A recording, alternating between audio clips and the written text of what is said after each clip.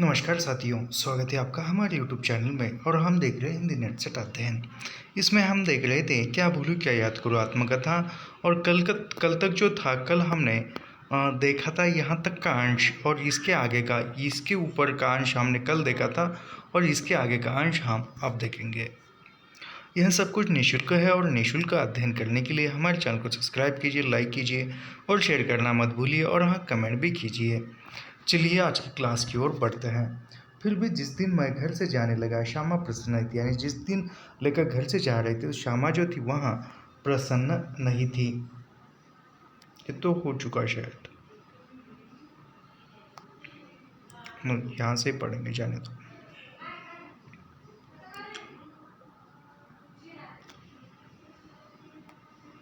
जिस दिन लेकर घर से जाने लगे उस दिन श्यामा प्रसन्न नहीं थी। सच कहूँ तो उदास थी। उसे ज़्यादा बोलने की आदत नहीं थी, यानी श्यामा को ज़्यादा बोलने की आदत नहीं थी। जहाँ पर परीक्षा में पूछे जाने योग्य है वहीं पर मैं विसर्जन करूँगा, अन्यथा ऐसे ही पढ़ते हुए चलूँगा। चलते समय उसने कुछ देर मुझे देखा, जैसे आंखों से कहा, तुम्हें पास पाकर कम पैसों से जितनी संतुष्टि थी उतनी तुम्हें दूर करना ज़्यादा पैसों से नहीं। यानी वह कह रही है, जैसे श्यामा, लेखक को लग रहा है कि श्यामा कह रही है कि तुम्हें पाकर कम पैसों में भी सारी ज़रूरतें मेरी पूरी हो गई है। हे उत्तरा के धन रहो तुम उत्तरा के पास ही।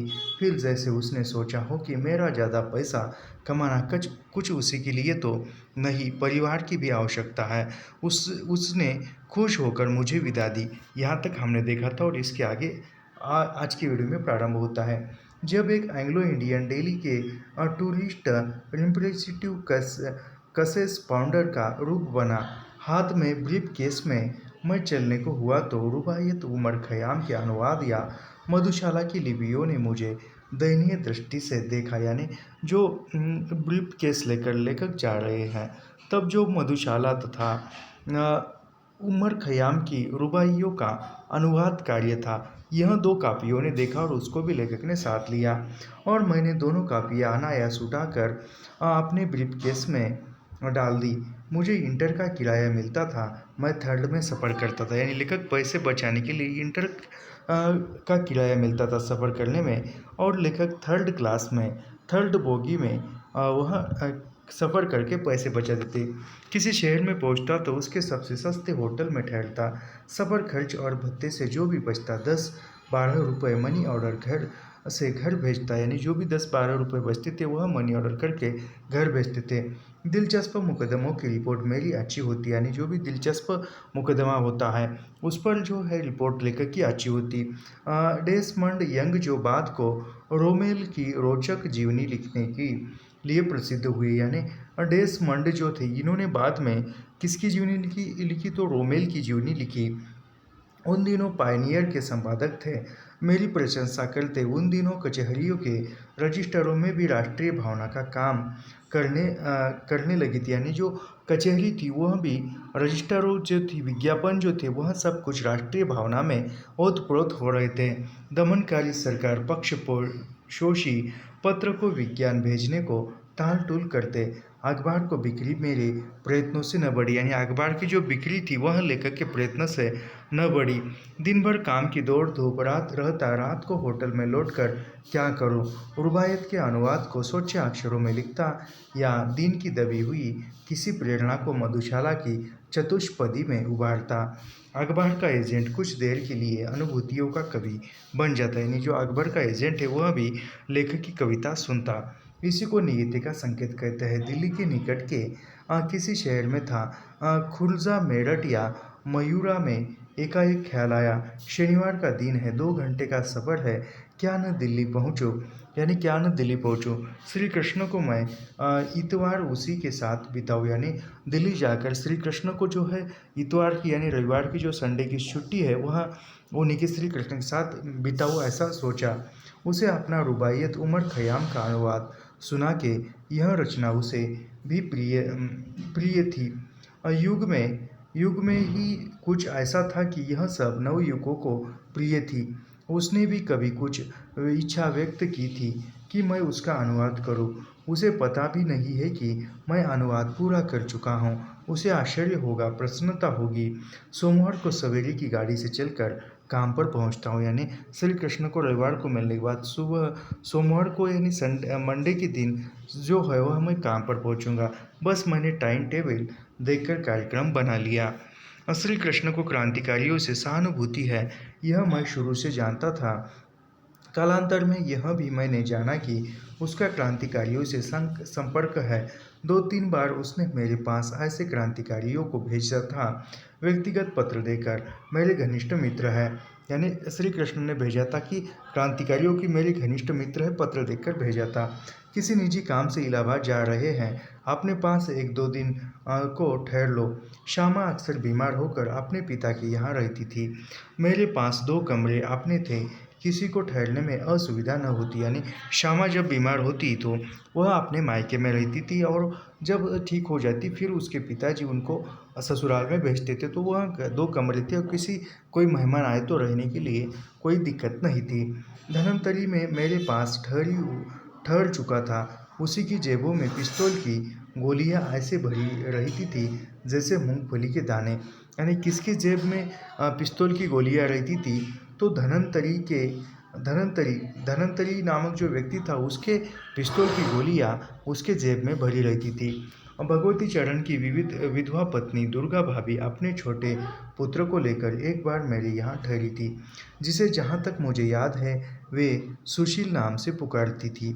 और एक बार तो शायद चंद्रशेखर आज़ाद भी मेरे साथ ठहरे थे। यानी लेखक के साथ एक बार चंद्रशेखर आज़ाद ठहरे थे। भगवती चरण की विधवा पत्नी दुर्गा भाभी भी लेखक के पास ठहरी थी, मेरे साथ ठहरे थे। तब तो मुझे पता न लगता था, पर जब मैंने यशपाल का दादा कामरेड पढ़ा तब मुझे निश्चय हुआ कि यदि दादा कामरेड में यशपाल ने चंद्रशेखर आज़ाद का चित्र खींचा है तो जो व्यक्ति मेरे यहाँ आकर ठहरा था वह आज़ाद ही था।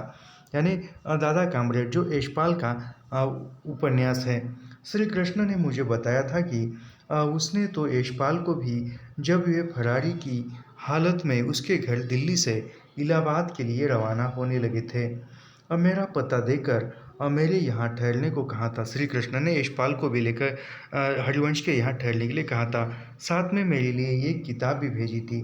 लेकिन इलाहाबाद पहुंचकर यशपाल किसी कारण अपना नाम सावित्री देवी रख लेने वाली अरईश महिला के साथ ठहर गए। यानी इलाहाबाद आने के बाद सावित्री देवी नाम किसी ने रखा था, उसके वहाँ वह ठहर गए, जो हीवेट रोड पर कृष्णा प्रेस के ऊपर वाले कमरे में रहती थी। और उसी रात को वहीं से गिरफ्तार हुई। यानी उसी रात उस सावित्री देवी के यहाँ से यशपाल गिरफ्त हुए। ऐसा याद पड़ता है कि अदालत में यह पूछे जाने पर कि सावित्री देवी की मुलाकात आपसे कहीं हुई थी, यशपाल ने कहा था एक ट्रेन यात्रा में। उसी रात यदि यशपाल मेरे साथ आकर ठहरे होते, मेरे घर से गिरफ्तार हुए होते, तो मेरा भी इतिहास कुछ दूसरा होता। कभी कभी छोटी छोटी घटनाएं कितने दूरगामी परिणामों तक पहुंचती है या उनसे बचा लेती है। यशपाल जिन दिनों नैनी जेल में थे, उन दिनों उनको गुप्त रीति से पत्र पुस्तकें पहुंचाने, जेल से लिखे उनके पत्र कहानियों आदि को बाहर निकालवाने में श्री कृष्ण के आदेश पर मैंने कुछ भूमिका अदा की थी। यानी जो यशपाल उस दिन नैनी जेल में थे, तब वहाँ के गुप्त रीति से सभी से छुप कर जो जेल से पत्र पत्रिकाएं कहानियाँ जो निकालने का काम था, वह लेखक ने श्री कृष्ण के आदेश पर किया था। लेखक यानी हरिवंश ने कभी अपने को खतरे में डालकर क्रांतिकारियों में उन दिनों एक लड़की का भी नाम लिया जाता है। यानी क्रांतिकारियों में उन दिनों में एक लड़की का भी नाम लिया जाता था, प्रकाशो। यानी उसका नाम क्या था? प्रकाशो। तो ये प्रकाशो नाम जो है, वह प्रकाशो नाम झूठा सच उपन्यास में भी है, याद रखिए। ऐसा सुना जाता था कि प्रकाशो अपने घर से संबंध तोड़ चुकी है, बड़ी सुंदर और होशियार है, यशपाल के साथ काम करती है, बम बनाती है, यशपाल से उसको प्रेम है। यानी याद रखिए, क्या भूलूं क्या याद करो आत्मकथा में क्या भूलूं क्या याद करो आत्मकथा में बम बनाने वाली स्त्री का या पात्र का नाम क्या है? तो प्रकाशो है, याद रखिए। और वो यशपाल के साथ रहती है, बम बनाती है और यशपाल उसको प्रेम करता है। प्रेम है। उसने यशपाल से विवाह करने का निश्चय कर लिया है। उसके नाम भी वारंट है, यानी प्रकाशों के नाम पर भी वारंट है गिरफ्तार का। वह भी फरार है। यशपाल की गिरफ्तारी के बाद प्रकाशो कहीं गई, क्या करती है, कहाँ छिपी है, इसका किसी को पता नहीं था। श्री कृष्ण उन दिनों दिल्ली में बाड़ दीवार के एक 2 मंजिले मकान के ऊपर वाले तले में रहता था। 7 माँ बाप, 2 बहनें, सबसे बड़ी बहन की शादी हो गई थी। श्री कृष्ण ऊपर वाले तले की छत पर बनी 3 तरफ से बंद एक परछती में रहता था। परछती नालीदार लोहे की चादर से छाई। बीए या बीकॉम करने के बाद उसने भी पढ़ाई छोड़ दी थी, यानी श्री कृष्ण की पढ़ाई कहाँ तक हुई, बीए या बीकॉम तक उनकी पढ़ाई हो चुकी थी। अर्जन करने का कोई काम न करता था, शायद उसे मिला भी न था, और इससे उसके माता पिता असंतुष्ट थे, यानी श्री कृष्ण को रोजगार कहीं पर मिला नहीं था। वह सक्रिय क्रांतिकारी तो नहीं था, पर क्रांतिकारियों के क्रियाकलाप की उसे सूचना रहती थी और वह अपने सामर्थ्य और सीमा में उनकी सहायता भी करता था। जिस रात मैं दिल्ली पहुंचा, श्री कृष्ण घर पर ही था, यानी जिस रात वह लेखक हरिवंश श्री कृष्ण के लिए मिलने के लिए दिल्ली पहुंचे, वहां पर वह घर थे। खाना वाना खाते रात के 9-10 बज गए, पर मैं तो उसे अपना रुबायत उमर खयाम का अनुवाद सुनाने को उतावला हो रहा था। मैंने अपनी स्वच्छ लिपि में लिखी कापी निकाली, यानी आज का उस समय में लिखना था। आज जो कोई है अनुवाद करना होता तो तुरंत मोबाइल पर टाइप करता और वह टाइप किया हुआ सुना था, लेकिन लेखक ने हाथ से लिखा था और स्वरूप अपना अनुवाद सुनाना शुरू कर दिया। वह एक एक रुबाई पर झूम उठा। मैंने स्वच्छ लिपि वाली प्रति उसे भेंट दी थी, यानी याद रखिए, उमर खयाम का अनुवाद हरिवंश ने किसको सुनाया, तो श्री कृष्ण को दिल्ली में जाकर सुनाया, याद रखिए। वह बहुत खुश हुआ। जब मैं उसके साथ होता मुझे आभास होता जैसे मैं करकल के साथ हूँ, यानी करकल जो है लेखक का सबसे प्रिय था, सबसे नज़दीकी था, और उसकी मृत्यु हो गई। किस प्रकार हुई यह हमने पीछे देखा है। और वह कहता है कि श्री कृष्ण के जब साथ होते तो मुझे ऐसा लगता है कि करकल मेरे साथ है, करकल की छाया उसके आसपास कहीं मंडरा रही है। यह अनुभूति मुझे एक मादक स्मृति में डुबोए रखती है, और इसमें श्री कृष्ण मुझे एक अलौकिक प्रेरणा निम्नजित रोमानी कवि के रूप में देखता। उसका मेरे इस रूप को दुलारना मुझे बड़ी आंतरिक सलाहट सी देता। मुझे लगता जैसे कोई मेरे घायल मर्म पर अपनी कोमल कोमल उंगलियों से कोई बड़ा बड़ा आरामदेह मरहम लगा रहा है। काव्य रस राग में डूबी हुई रात जैसे बीत गई, हम दोनों को पता भी न चला, यानी काव्यमयी रात। कल हरिवंश काव्य सुनाता गया, वह कौन सा काव्य सुनाता गया, वह रुबाइयत का अनुवाद सुनाता गया और रात बीत गई। इसके पूर्व कि हम थोड़ा सो ले, श्री कृष्ण ने मेरे कान में धीमे से कहा, प्रकाशो दिल्ली में ही है, यानी श्री कृष्ण ने कहा कि प्रकाशो दिल्ली में है। यह प्रकाशो कौन है, यशपाल की प्रेमिका जो यशपाल से शादी करना चाहती है, और उसके नाम भी गिरफ्तारी का वारंट था। पड़ोस में कटरा नील के एक मकान में छिप कर रहती है। कल मिलाऊंगा, तुम्हारे बारे में मैंने उसे काफ़ी बता रखा है, यानी हरिवंश के बारे में। तुमसे मिलकर खुश होगी, बुरे दिन काट रही है। उससे मिलने की कल्पना में सुबह के कुछ घंटों की नींद उखड़ी उखड़ी सी रही, यानी वो प्रकाशों के मिलने के ख्याल से सुबह की नींद जो है वह पूरी नहीं हुई। बात यह थी कि प्रकाशो श्री कृष्ण के जीवन की एक समस्या और जिम्मेदारी बन गई थी। यशपाल के गिरफ्तार होने के बाद क्रांतिकारी आंदोलन का आखिरी स्तंभ टूट चुका था, यानी यशपाल को गिरफ्तार होने के बाद जो क्रांतिकारी आंदोलन का जो आखिरी स्तंभ था वह टूट चुका था, डगमगा गया था। जो छूट भये थे उनमें प्रभावकारी योजना बनाने वाला कोई दिमाग नहीं था। प्रकाशो आप कहाँ जाए, क्या करे, अपने भविष्य जीवन के लिए अपने को कैसे किस रूप में तैयार करे, और यह उसे करना था बिना अपने असली नाम को प्रकट किए, यानी प्रकाशों को अपना पूरा जो असली नाम है वह प्रकट किए, वह न बताए हुए वह जो आंदोलन था वह उलझ गया था, उसको सुलझाना था। अपने माँ बाप के घर लौट जाने का प्रश्न ही नहीं था। वह घर से विद्रोह करके निकली थी, यानी प्रकाशो जो थी वह घर से विद्रोह करके भाग आई थी। उसका घर लौटना न उसके स्वाभाविक के रूप में स्वाभाविक के अनुरूप था और न घर वालों के सुरक्षा के हित में। उसके नाम सरकारी वारंट था, वह फरार थी। पुलिस उसके सुहाग में थी। वह किन परिस्थितियों में श्री कृष्ण के संपर्क में आई थी, किन स्थितियों में उसका संरक्षण मांगन को विवश हुई थी, किन कारणों से श्री कृष्ण ने उसे आश्रय दिया था और किन संबंधों अथवा उपबंधों से उसकी रक्षा करने का दायित्व अपने ऊपर लिया था, इसका मुझे कोई पता नहीं। पर यशपाल के जेल से छूटकर आने तक और यशपाल को लंबी सजा मिली थी। प्रकाशों की देखरेख करना श्री कृष्ण अपना कर्तव्य समझते, यानी जब यशपाल जेल में थे, लंबी सजा काट रहे थे, तब प्रकाशों जो थी वह श्री कृष्ण के पास रुकी थी या श्री कृष्ण ने उसको सहारा दिया था। प्रत्याशा उससे यह की जाती थी कि वह परिवार की देखरेख करेगा।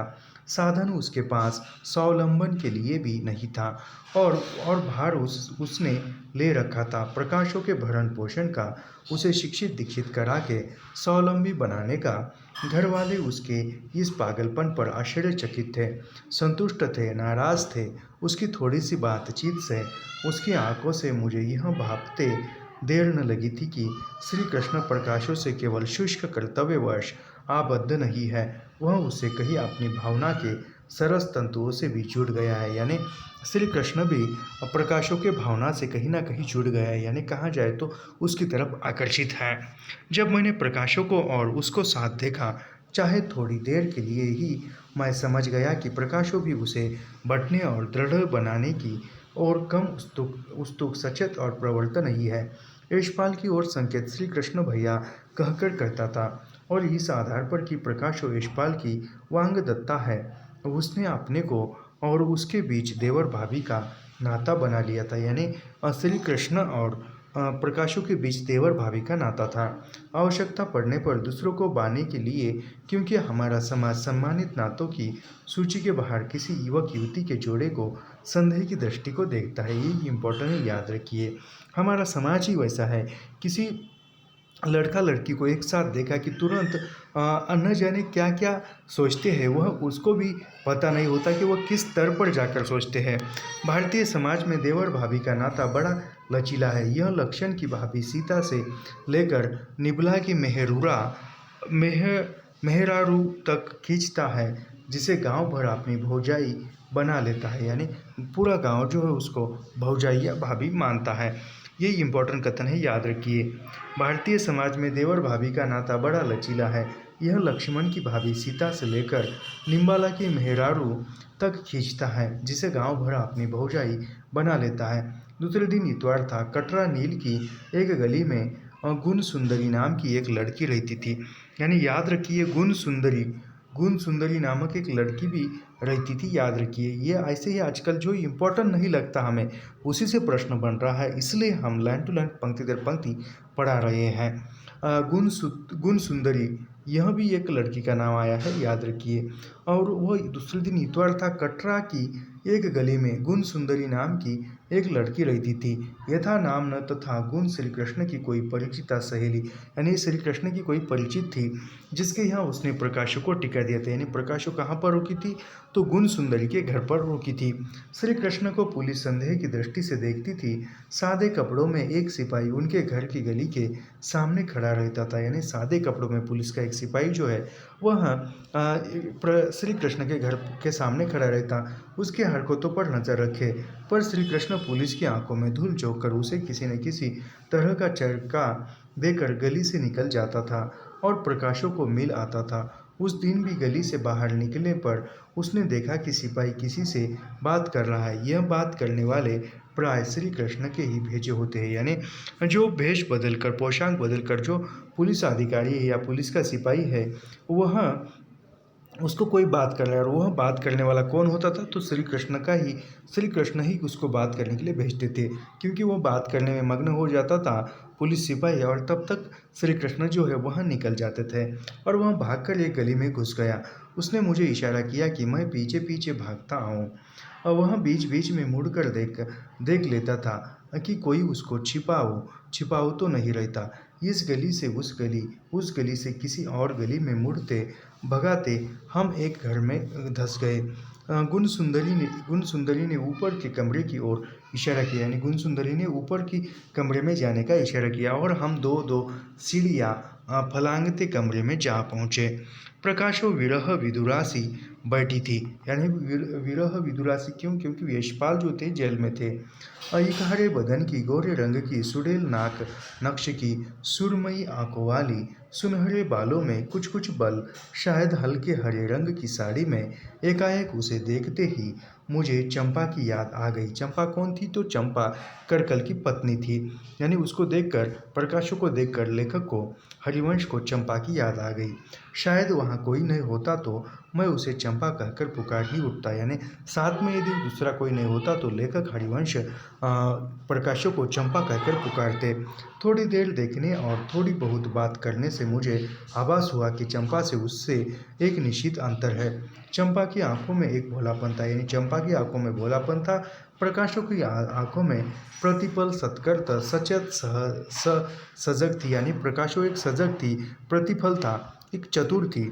मुझे याद नहीं कि उस दिन हमारी क्या बातें हुई, पर उसने बीच की औपचारिकता हटानी चाहिए। श्री कृष्ण प्रकाशों को रानी कहता था। याद रखिए, श्री कृष्ण प्रकाशों को रानी कहता था। ये इम्पोर्टेंट बात है, याद रखिए। शायद यह नाम उसे यशपाल ने दिया था। यानी प्रकाशों को रानी नाम किसने दिया था? यशपाल ने दिया था। और श्री कृष्ण भी उसको रानी कहकर पुकारते थे। यशपाल ने दिया था। उसने मुझे कहा, तुम भी मुझे रानी कहा करो। श्री कृष्ण ने मुझसे कहा, तुम पहले निकल कर घर की तरफ चलो, मैं थोड़े समय पीछे निकलूंगा। यानी हरिवंश को कहा कि तुम आगे चलकर घर चलो, मैं कुछ समय के पश्चात निकलूंगा।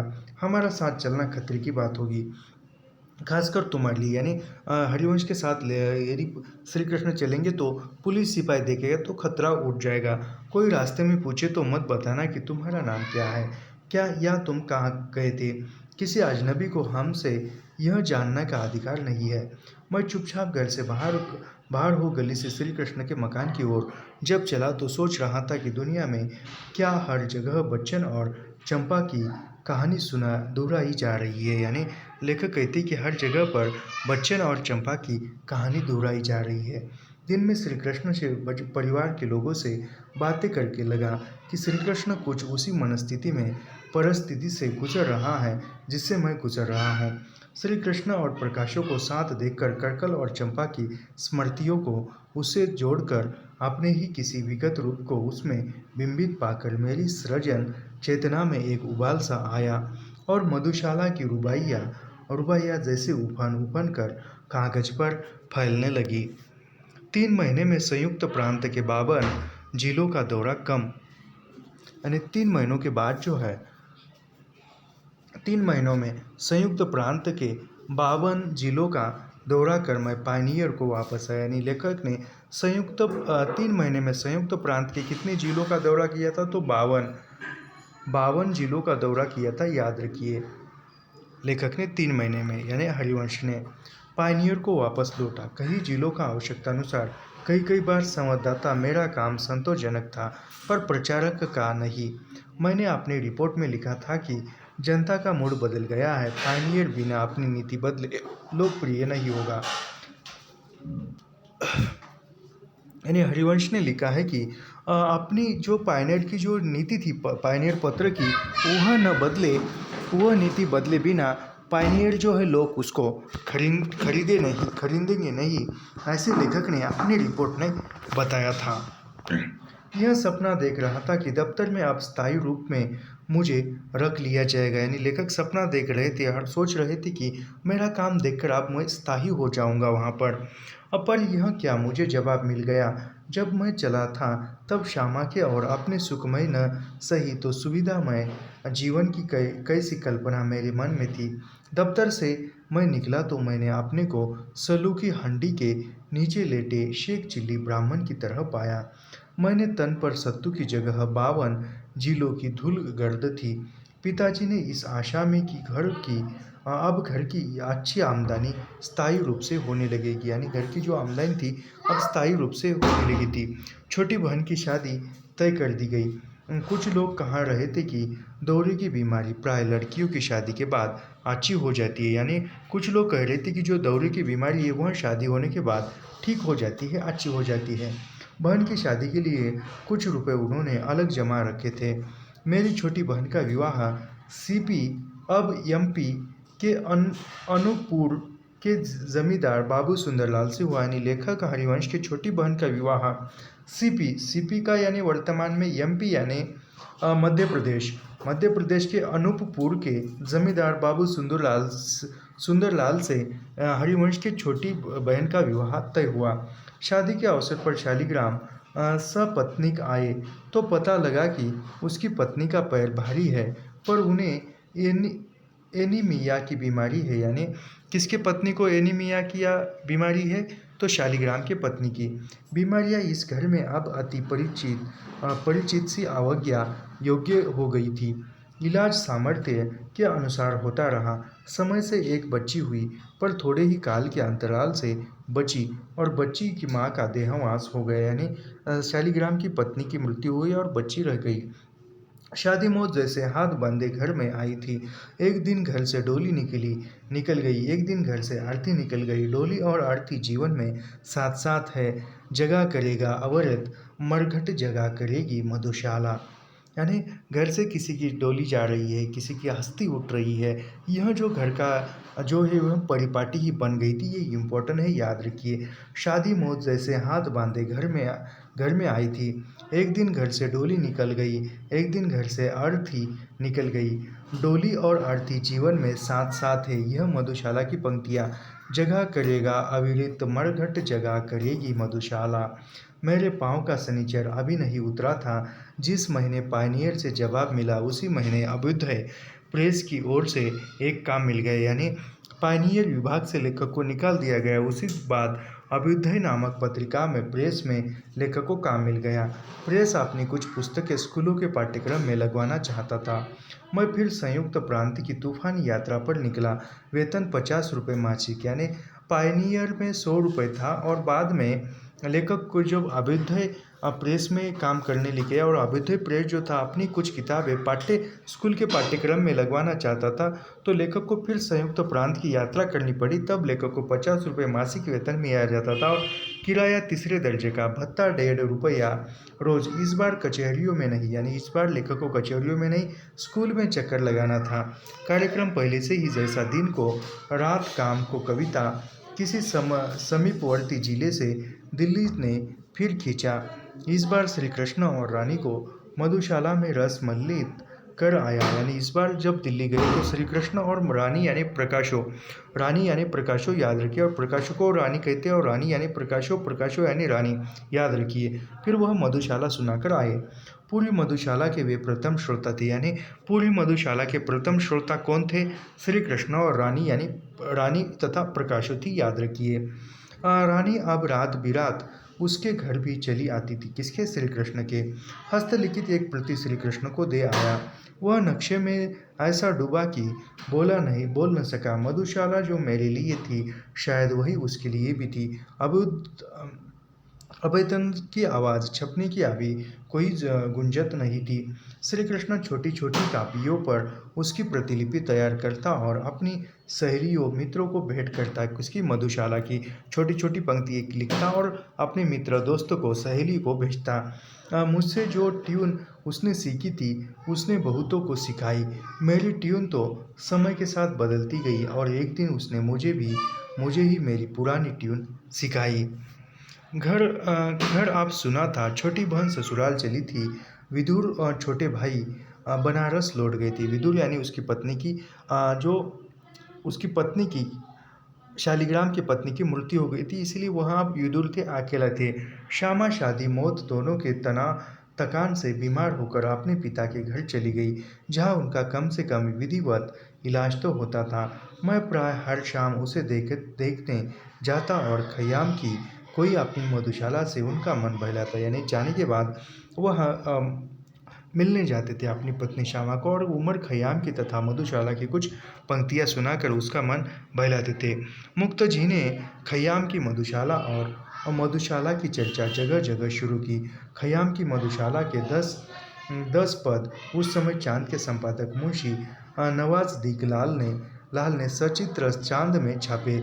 यानी उस समय में 10 पद, यानी खयाम की मधुशाला के कितने पद चांद पत्रिका में छापे थे? तो 10 पद छापे थे। मुंशी, उस संपादक का नाम क्या है? मुंशी नवाज़ुद्दीन लाल, मुंशी नवाज़ुद्दीन लाल यह चाँद पत्रिका के संपादक थे। उन्होंने खयाम की मधुशाला के 10 पद जो है वह चाँद पत्रिका में छापे थे।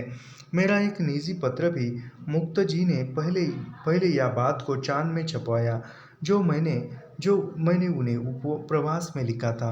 दिसंबर 1933 की सरस्वती में 10 रुबाइयाँ मधुशाला की छपी, यानी 1933 में सरस्वती में मधुशाला की रुबाइयाँ की मधुशाला की कितनी ये छपे थे, तो 10 रुबाइयाँ छपी थी, याद रखिए।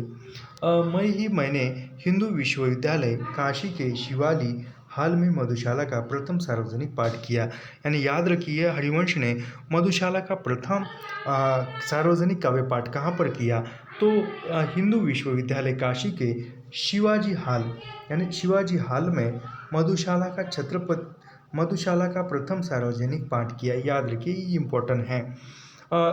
हरिवंश ने मधुशाला का प्रथम सार्वजनिक पाठ कहाँ पर किया, तो हिंदू विश्वविद्यालय काशी के शिवाजी हाल में मधुशाला का प्रथम सार्वजनिक पाठ किया, याद रखिए। कभी पढ़ा था जब बायरन की पुस्तक प्रकाशित होती थी तब खरीदारों की भीड़ पर निमंत्रण रखने को पुलिस बुलाई जाती थी। जनता जब किसी के पीछे पागल होती है तब उसका क्या रूप होता है, यानी जनता जो है वह किसी के पीछे पागल हो जाती है तब उसका क्या रूप होता है। मैं विश्वविद्यालय के अहाते में अकेले नहीं चल सकता था।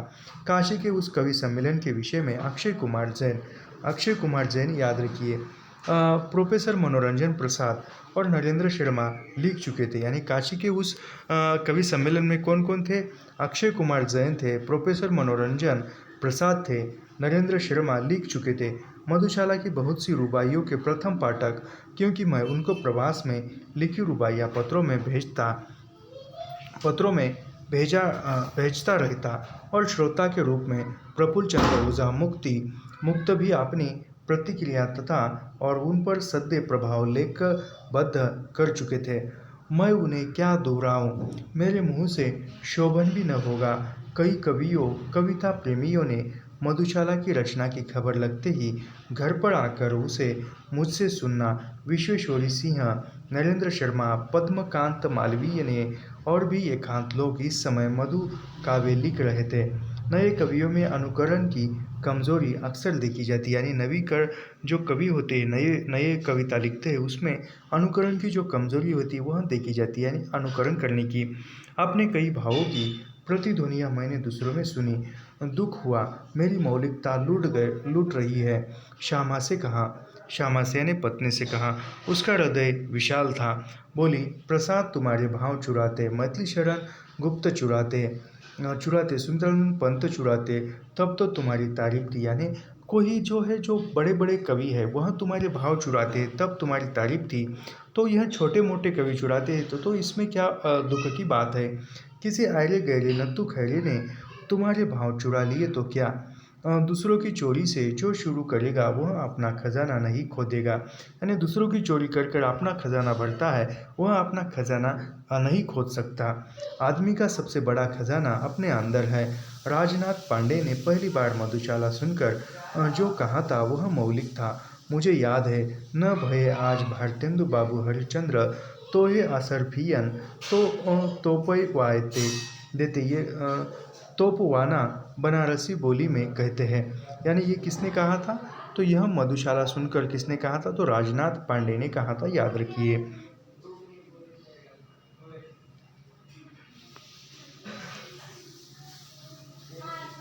तोपवाना बनारसी बोली में कहते हैं। ढकवा देना, मुंडवा देना, मैंने कहा जड़ अरशफियों से ढके जाने में क्या सुख होता है।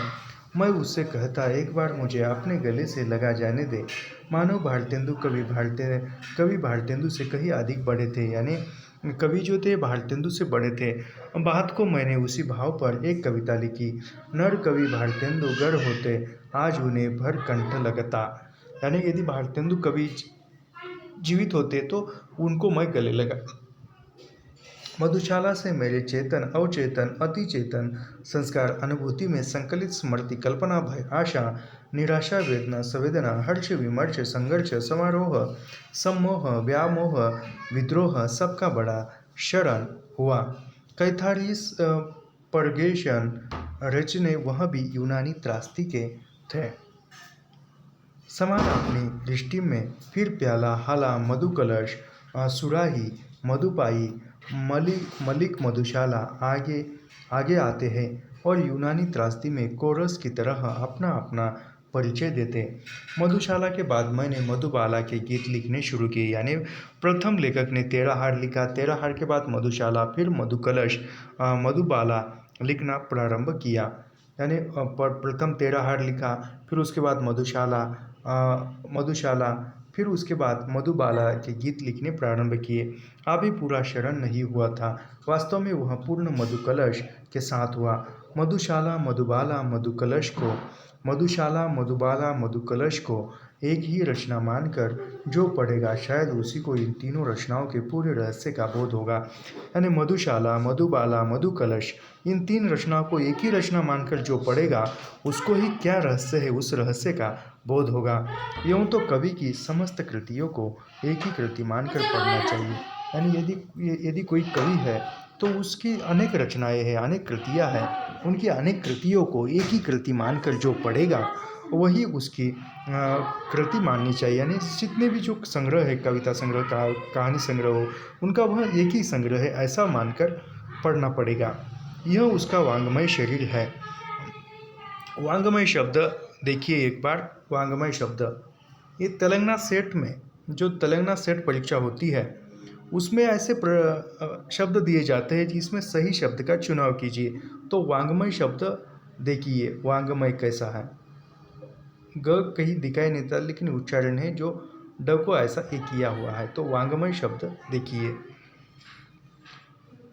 अलग करके रचनाओं को देखना जैसे हाथ, पाँव, नाक, कान को काट काट कर देखता है। प्रत्येक अंग का महत्व सर्वांग के साथ है, सर्वांग का महत्व प्रत्येक अंग के साथ है। यानी प्रत्येक अंग का महत्व सर्वांग के साथ है। हाथ है, एक उंगली है, तो उस उंगली का महत्व पूरे शरीर के साथ है।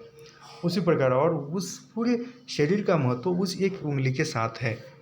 मधुशाला की कुछ प्रकाशित चतुष्पदियों और यंत्र तंत्र उसके पाठों पर जो प्रतिक्रिया मैंने देखी थी, अनुकूल प्रतिकूल दोनों ने अपने सृजक के प्रति आत्मविश्वासी होने का मुझे बल दिया था।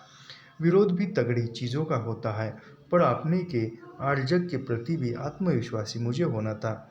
34 का आरंभ, यानी 1934 का आरंभ हो गया था। अभ्युदय को फिर से निकलने की योजना बनी थी। पंडित वेंकटेश नारायण तिवारी, जिन्होंने सरस्वती में हरिओद का बूढ़भस शीर्षक लेख लिखकर शायद पुराणों के प्रति नयों के विद्रोह का झंडा पहली बार उठाया था। यानी पुराणों के प्रति नयों का, पुराने के प्रति नए का विद्रोह का झंडा पहली बार किसने उठाया था? तो याद रखिए वह नाम क्या है, तो पंडित वेंकटेश नारायण तिवारी, जिन्होंने सरस्वती में, यानी सरस्वती में किसका लेख छपा था? हरिओद का। उसका नाम क्या था? बूढ़भस शीर्षक से लेख लिखा था और उस पर जो नए का पुराने पर नए का विद्रोह का पुराने पर नए का विद्रोह या प्रतिकार करने का झंडा किसने उठाया था?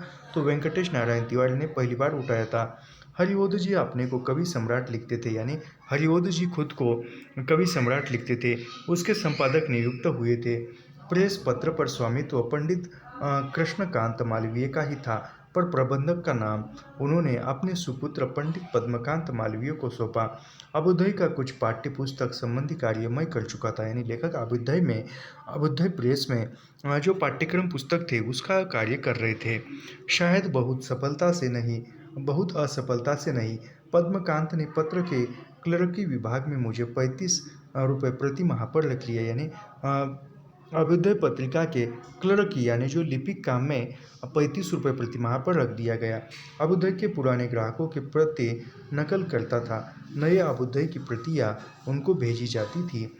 जो लौट आती थी उनके पत्ते मुझे काट देने पड़ते थे। वे मर गए या उनका पता बदल गया या अभ्युदय लेना नहीं चाहते। मैंने अभ्युदय में 6 महीने काम किया होगा, यानी लेखक ने अभ्युदय पत्रिका में 6 महीने काम किया होगा। वह पगध्वनि मेरी पहचानी कविता मैंने उन्हीं दिनों लिखी थी। यानी लेखक ने अभ्युदय में होने पर कौन सी कविता लिखी थी? वह पगधोनी मेरी पहचानी। यह कविता जो है लेखक अभ्युदय प्रेस में काम करते थे तब लिखी थी। जो सरस्वती में तिरंगे चित्र के साथ छपी थी, यानी लेखक की सरस्वती पत्रिका में तिरंगे चित्र के साथ कौन सी कविता छपी थी, तो वह पगधोनी मेरी पहचानी छपी थी, याद रखिए। वह सोचता हूँ कि आर्जक और सृजक के दिमाग उन दिनों किन ऊंच नीच सतहों पर काम करते थे। इन दोनों के बीच कहीं ट्यूशन गिरी थी, जिसके द्वारा अपनी माहवारी आमदनी में कुछ इजाफा किए बगैर घर का खर्च नहीं पूरा पड़ सकता था। उसी अवधि में पद्मकांत ने मधुशाला अभ्युदय प्रेस से प्रकाशित करने के लिए मुझसे मांगी, यानी अभ्युदय प्रेस से मधुशाला प्रकाशित करने के लिए किसने मांगी, तो पद्मकांत ने मांगी थी। एहसान और पूछ पांडुलिपि मैंने दे दी, लिखा पढ़ी कुछ नहीं। उन्होंने ज़बानी आश्वासन दे दिया, किताब ठाठ से निकलेगी। कवि के मन में भीतर ही भीतर लड्डू फूटने को ही पर्याप्त था, यानी किताब जो है वो ठाठ बाट से पूरी आन शान से निकलेगी। यह सुनकर ही लेखक खुश हुए। साथ जोड़ दिया गया, बिक गई तो सचमुच रॉयल्टी देंगे, यानी यदि किताब बिक गई तो रॉयल्टी सच में देंगे। मैं उनका नौकर था, वे मेरे बॉस थे और शर्त क्या तय करता। इसी बीच मैंने दिल्ली की एक बार फिर यात्रा की। अप्रैल या मई में अखिल भारतवर्षीय हिंदी साहित्य सम्मेलन का वार्षिक उत्सव दिल्ली में होना था, यानी उस वर्ष फिर लेखक दिल्ली गए और दिल्ली की यात्रा की। अप्रैल मई में अखिल भारतवर्षीय हिंदी साहित्य सम्मेलन का आयोजन हुआ था दिल्ली में। शायद मन में यह बात उठी होती कि साहित्यकार बनने चला हूँ तो साहित्य सम्मेलन में मुझे भाग लेना चाहिए, यानी यदि साहित्यकार बनना है तो साहित्य सम्मेलन में भाग लेना चाहिए। क्यों लेना चाहिए? क्योंकि हमारा साहित्यिक परिचय बढ़ता है, अन्य जो साहित्य लिखते हैं उनसे परिचय होता है, एक दूसरे से वार्तालाप चलता रहता है। हिंदी साहित्यकारों से परिचय करना चाहिए। मैं किस खेत की मूली था जो मुझे निमंत्रित किया जाता, यानी लेखक आप परिचित ज़्यादा नहीं थे। सोचा होगा दर्शक की हैसियत से तो मैं जा ही सकता हूँ, और अगर उस अवसर पर आयोजित कवि सम्मेलन में मुझे कविता पढ़ने का मौका मिल गया तो सम्मेलन मेरे यश विस्तार का केंद्र भी साबित हो सकता है। यानी लेखक कहते हैं कि मैं तो छोटा कवि हूँ, मुझे आमंत्रित कौन करेगा। मैं श्रोता के रूप में वहाँ जाऊँगा, और यदि मंच पर मुझे कविता सुनाने का अवसर मिल जाएगा तो मैं कुछ यश मुझे मिल सकता है। लेखक को अपना स्थान बनाने के अतिरिक्त कुछ नाम कमाने की आवश्यकता होती है, ये बात सच है। जब नया नया मैं कविता लिखता था तो मैं भी ऐसे ही करता था, यूट्यूब पर सुनाता था, जहाँ पर समय मिलता था वहाँ पर मैं कविता सुनाता था। ज़्यादा दिनों की बात नहीं है, लगभग मेरे ख्याल से 2021 में एमए हुआ तो बीए सेकंड ईयर में मैंने लिखना प्रारंभ किया था, यानी 2020 की बात होगी ये। लेखकों को अपना स्थान बनाने के अतिरिक्त कुछ नाम कमाने की भी आवश्यकता होती है, नहीं तो प्रकाशक नहीं पूछता। सच्चाई नहीं छिपाऊंगा, एक बात मेरे मन में यह भी थी कि इस बहाने में एक बार फिर श्री कृष्ण और रानी को मिल आऊँगा। यानी लेखक कहते हैं कि जो आत्मकथा लिखने में जो वास्तविकता यह एक गुण होता है वह लेखक ने दिखाया है। लेखक कहते हैं कि दिल्ली गया तो मैं श्री कृष्ण और रानी यानी प्रकाशों को मिल आऊँगा। सृजन की साहित्यिकता के प्रति शायद अभी मैं इतना सचेत नहीं हुआ था। उस समय कोई मुझसे सृजन की परिभाषा देने को कहता तो मेरा जवाब होता जीवन की विविधता। यानी उस समय में लेखक को कोई पूछता लेखन क्या है, सृजन क्या है, तो लेखक कहते थे, हरिवंश कहते थे कि जीवन की विविधता। साहित्य सम्मेलन के कवि सम्मेलन में जो प्रभाव मेरी कविता ने उत्पन्न किया उसके विषय में कन्हैयालाल मिश्र प्रभाकर लिख चुके हैं। यानी जो भी लेखक ने सम्मेलन में परिचय दिया था खुद का, उसके आधार पर कन्हैयालाल मिश्र प्रभाकर लिख चुके थे। मैं क्यों दोहराऊं, कॉमर्स कॉलेज में भी मेरा कविता पाठ हुआ। यानी वह कहते हैं कन्हैयालाल मिश्र की मैं क्या बताऊँ या मैं क्या दोहराऊँ, मेरा जो कॉमर्स कॉलेज में भी मेरा काव्य पाठ हुआ है, कविता पाठ, जिसके श्री कृष्ण भूतपूर्व छात्र थे। यानी श्री कृष्ण किसके भूतपूर्व छात्र थे, तो कन्हैयालाल मिश्र के भूतपूर्व छात्र वह कौन थे, श्री कृष्ण थे, याद रखिए। उसकी बड़ी प्रशंसात्मक रिपोर्ट हिंदुस्तान टाइम में छपी थी, जिसमें मुझे हिंदी का उमर खयाम कहा गया था। यानी किस पत्रिका में लेखक को हिंदी का उमर खयाम कहा गया था, तो हिंदुस्तान टाइम्स में कहा गया था। तो आज के लिए हम यहाँ पर रुकते हैं। ऐसे ही अध्ययन करने के लिए हमारे चैनल को सब्सक्राइब कीजिए, लाइक कीजिए और शेयर करना मत भूलिए। मिलते हैं नेक्स्ट वीडियो में। धन्यवाद।